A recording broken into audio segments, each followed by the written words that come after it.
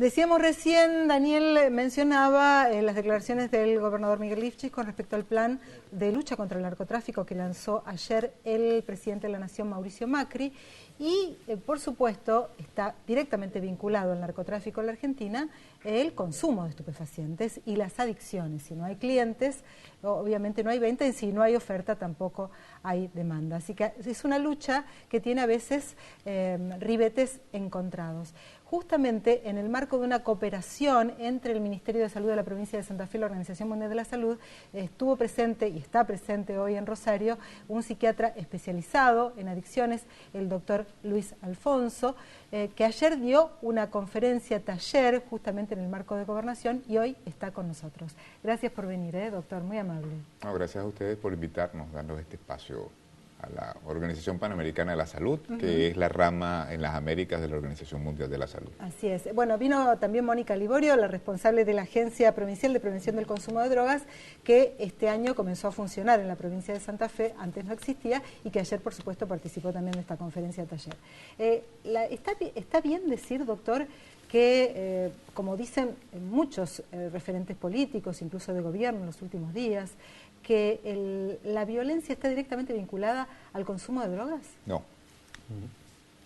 La violencia está directamente vinculada al problema de las drogas, pero al problema del tráfico de drogas, al problema del comercio, porque es un comercio ilícito, es una organización criminal, y ahí se dan dos escenarios de violencia. Un escenario que tiene que ver con la lucha por los territorios de tráfico y todas estas cosas que se dan donde participan grupos de pandillas y de organizaciones criminales, y también con los esfuerzos que hacen muchas veces los gobiernos por enfrentar ese crimen organizado. Diga, los muertos que se producen en relación con la droga son generalmente en ese escenario. La violencia que puede ocurrir como consecuencia del consumo de drogas es muy limitada, ¿no? y no se puede generalizar. Es decir, hay sustancias que producen excitación en los sujetos, hay otras que producen tranquilidad en los sujetos. Entonces, es distinto cuando uno habla de un violento que consume drogas, donde hay una asociación entre dos fenómenos que no es una asociación necesariamente causal. Y hay un prejuicio que es un problema, porque la droga, al ser un fenómeno poco conocido en su esencia, en su naturaleza misma, es muy nombrado, pero es poco conocido, probablemente se le cuelgan muchas cosas que no le corresponden. El otro día un sacerdote de un área social compleja en la ciudad de Rosario, un sacerdote que hace años que vive ahí, que convive con la indigencia y que convive justamente con las necesidades básicas insatisfechas de una parte de la población, decía, el problema es que cuando los chicos necesitan consumir, salen a robar. Cuando se hacen adictos, la desesperación los lleva a robar. Y esto genera violencia. Por eso le preguntaba si era lícita esta asociación, que en algunos aspectos se roza. En ese contexto probablemente sí, en ese contexto, y hablamos en el caso particular, ¿cuál es el adicto? Que no me gusta la palabra adicto, porque es correcta, pero está muy cargada de significados negativos. Claro, sí. Yo prefiero hablar de personas que tienen trastornos por uso de sustancias o personas que tienen dependencia de drogas, pero en todo caso claro, estamos hablando de lo mismo. Eso ocurre generalmente con algunas sustancias que tienen un alto poder de desarrollar dependencia. El caso de la cocaína, los derivados de la cocaína, que para los países del cono sur, el famoso Paco, claro, es decir, que produce una necesidad inminente de tener que consumir por el tipo de acción que tiene esa sustancia sobre el organismo. Es decir, se convierte en una manera de engañar a nuestro organismo y hacerle creer que la sustancia es algo vital. Es decir, una sustancia que provoca una reacción en el organismo tan urgente como la necesidad de comer, como la necesidad de respirar. Es decir, y así, por eso vemos esos episodios tan bizarros, es decir, de muchachos que salen y que roban a su familia o que se exponen, digamos, para calmar esa ansiedad, y que muchas veces el tildarlo solamente de violento es una doble penalización, porque quienes sufren mayormente las consecuencias del uso de sustancias son las poblaciones más desfavorecidas. Usted tiene una frase que dice, el consumo es una conducta de riesgo, la persona lo debería saber. Ahora bien, ese consumo que es una conducta de riesgo, ¿No se choca un poquito con este discurso medio permisivo que hay últimamente con relación a la marihuana, que se la tilda de casi inocua? No solamente se le tilda de inocua, se le tilda hasta de beneficiosa. La marihuana es una sustancia con un poder psicoactivo, es un vegetal y tiene indudables efectos sobre el organismo. Probablemente no tiene el carácter demoníaco que se le ha dado durante mucho tiempo. Es una sustancia que tiene un efecto particular y que tiene un impacto sobre el funcionamiento del sujeto. ¿Cuál es el impacto? Principalmente en las funciones que tienen que ver con memoria, aprendizaje. Ahora, también se han descubierto de la planta de marihuana unas propiedades que la pueden utilizar como medicamento. Pero cuando estamos hablando de medicamentos, estamos hablando de principios químicos que están dentro del vegetal, pero que no son los mismos que producen el efecto psicotrópico. Ahí está, claro. Hay una diferencia entre los beneficios, los aspectos positivos del uso, como por ejemplo el aceite de cannabis, que muchas personas, incluso que padecen epilepsia, lo consumen y aseguran que las crisis se reducen a partir del consumo del aceite de cannabis, y la marihuana como psicotrópico. Claro, son dos cosas, están mezcladas dentro del mismo vegetal, o sea, tienen los dos compuestos, claro. Son dos compuestos diferentes. Cuando pensamos en marihuana medicinal, por lo menos dentro de la Organización Panamericana de la Salud, pensamos en un derivado no psicotrópico de la planta cannabisativa. Eso es distinto, a tomarse una cápsula de marihuana a fumarse un cigarrillo de marihuana. Claro, claro. Entonces, cuando estamos hablando de marihuana medicinal, la administración de una picadura para un cigarrillo de marihuana no es la forma en la que se administran los medicamentos.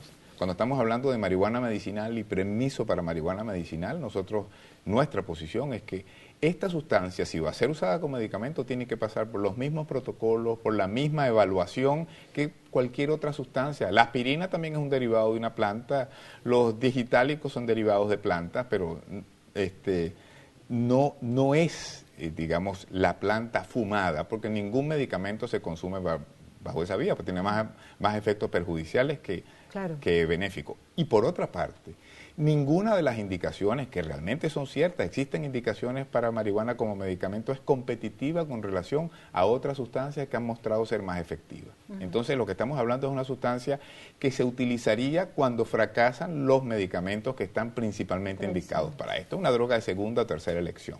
Y que, por supuesto, en una epilepsia resistente puede tener alguna indicación y alguna persona responde, eso es verdad. Doctor, ¿hay un perfil del adicto? No.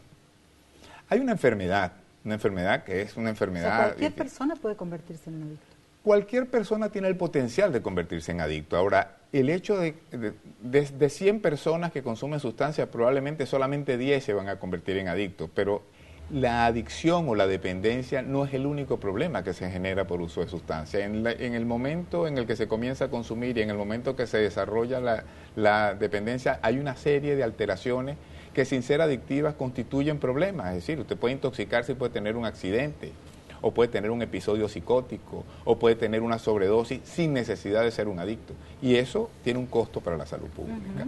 Ahora, digamos que cualquier persona... La adicción es el resultado de una combinación de factores. Algunos tienen que ver con la sustancia, con su potencial tóxico, con la manera como se administra, con la dosis con la que se administra. Otras tienen que ver con las personas, es decir, las características físicas y psicológicas del sujeto, y también con el ambiente en que se consume. Si usted se toma una cerveza en su casa, en un cumpleaños familiar, es distinto que si usted forma parte de una barra brava y se toma una cerveza en el estadio. Es decir, la sustancia es la misma. Probablemente la manera de consumirla es la misma, pero a lo mejor son dos personas diferentes y en dos contextos diferentes. A partir de la aparición de determinado brote psicótico, hay padres que se enteran de que sus hijos se van de viaje y se fueron de viaje seguidamente en los últimos años, y ya se descubren que está en una etapa, digamos, preocupante, medio avanzada. Para ese padre, ¿cuál es el consejo? Mira, para ese padre yo creo que las drogas son factores de riesgo que están y que forman parte de la vida. Es decir, las personas están expuestas al consumo de sustancias dependiendo de su edad y del contexto en que están, al igual que están expuestas a enfermedades infecciosas. Es decir, hay un factor de riesgo que uno tiene que tomar en consideración. Yo creo que un padre que tiene un hijo que hace un episodio psicótico como consecuencia de un abuso de sustancias debe buscar ayuda. Eso es en principio, porque estamos hablando de una enfermedad, no estamos hablando de un delito, estamos hablando de un problema de salud que merece y debe ser atendido y que puede ser atendido efectivamente a través de intervenciones de salud. Doctor, cuando usted habla de esto, ¿no? Del problema de salud, yo no puedo dejar de ponerme en el lugar del padre que está del otro lado, del padre que su hijo fue asesinado por un adicto que salió a robar justamente porque no podía comprar droga. Entonces cualquiera puede decir, esta es una visión muy permisiva, muy protectora de los adictos que merecen ser castigados. Digo esto porque es lo que se me ocurre que puede pensar cualquier padre que está en esa situación. Pero es que tenemos una doble moral en relación con eso. El mayor impacto en salud pública es producto del consumo de drogas legales. Muere más gente como consecuencia del consumo de alcohol y de tabaco. ¿Cuál es la diferencia en términos de muerte entre un adicto que roba a alguien y lo mata accidentalmente? A lo mejor no era la intención matarlo, yo no estoy aquí para decir si eso era su intención o no, o alguien que sale alcoholizado de una discoteca y atropella a alguien, que ocurre con mucha mayor frecuencia, pero sin embargo establecemos una diferencia entre las sustancias que son de uso lícito y las sustancias que son de uso ilícito. Y yo creo que hay que mirar, para la salud pública, el tema se mide en términos de cuánta gente muere y cuánta gente tiene discapacidad como consecuencia del uso de una sustancia. Entonces, lo miramos de esa manera. Para nosotros no vamos a hacer una diferencia. Si yo estoy en una emergencia de un hospital y me llega alguien con un disparo de bala en la cabeza, yo no me voy a detener en ese momento a preguntarme si la pistola con la que le dispararon tenía registro o no tenía registro. Estamos ante un impacto de salud pública y la salud pública debe responder. Ya eso es tema de los abogados, de los jueces, de limitar qué consecuencias eso va a tener. Pero para nosotros, una persona que tiene una dependencia de droga es una enferma, una persona que sufre de un problema, que además no lo sufre porque quiere estar así, sino que es producto de una circunstancia de la cual él no tiene control y que debe ser atendido. O sea, tiene derechos y el Estado debe responder el derecho que tiene esta persona a recuperar su salud y a mantenerse sano. Doctor, hay especialistas en narcotráfico que aseguran que luchar contra el narcotráfico es prácticamente imposible. Hay especialistas que aseguran que siempre las políticas van por la escalera y los narcotraficantes van por el ascensor, sobre todo por el manejo económico que existe en el narcotráfico y la facilidad o la permeabilidad de la corrupción. ¿Qué opina usted de la despenalización? El tráfico ilícito de drogas es un enorme negocio. Un negocio tan grande como puede ser el negocio petrolero, y se manejan capitales con esas características y está implicado no solamente en el crimen organizado, o sea, penetra muchas veces gobiernos, autoridades, es decir, está en el sistema financiero internacional y eso es un enorme negocio. Y la lucha contra las drogas ha fracasado porque no era la respuesta. Eso no quiere decir que no haya que luchar contra el crimen organizado. Ahí está, pero por eso, ¿la despenalización es una solución? La despenalización del consumo, que es distinto a la legitimación. Cuando yo hablo de drogas legales, es decir, que cualquier consumo de drogas es legal. Sí. Es decir, pero cuando yo hablo de despenalizar, yo hablo de que una persona que consume marihuana no debiera ir preso por eso. Eso es distinto a decir que la marihuana sea legal. La marihuana puede ser legal, es decir, vuelvo al ejemplo, es decir, yo no puedo negarle la asistencia a alguien que sufre las consecuencias de un hecho ilegal. ¿Y la liberación del tráfico de estupefacientes es una solución? Eso es un tema que todavía es tema de debate. Y hasta ahora no tenemos ningún referente que nos permita decir qué es lo que va a ocurrir. Hay hipótesis. Hay gente que dice, eso va a disminuir los niveles de violencia asociados al tráfico de sustancias. En el caso del cannabis, el tráfico de cannabis no es el que genera mayor violencia. No, claro. En comparación con el tráfico de la heroína o con el tráfico de la cocaína. Y bueno, un país vecino como Uruguay que ha hecho una apuesta en relación con esto, que no es exactamente una legalización, sino un sistema de regulación donde el gobierno controla todos los aspectos y lo hace con una apuesta muy bien intencionada. Yo no sé cómo le va a funcionar. Ojalá y le funcione muy bien porque tendríamos una nueva herramienta para esto. Bueno, pero ustedes en la Organización Panamericana de la Salud y en la OMS también lo debaten. Todavía no está claro el panorama. Nosotros lo único que recomendamos en relación con eso, porque la decisión de legalizar o no es una decisión soberana de los gobiernos. Sí, claro. Lo que nosotros recomendamos es que cualquier medida que se tome desde el punto de vista legal, deba ser sujeto a un debate en el que se tome en consideración el impacto sobre la salud pública. Que no se tome a la ligera sin tomar en consideración qué consecuencias negativas o positivas esto pudiera tener, se monitoree y se evalúe en función de eso, no en función de lo que yo creo o me parezca. Muchísimas gracias por haber venido. Muy claro. Gracias.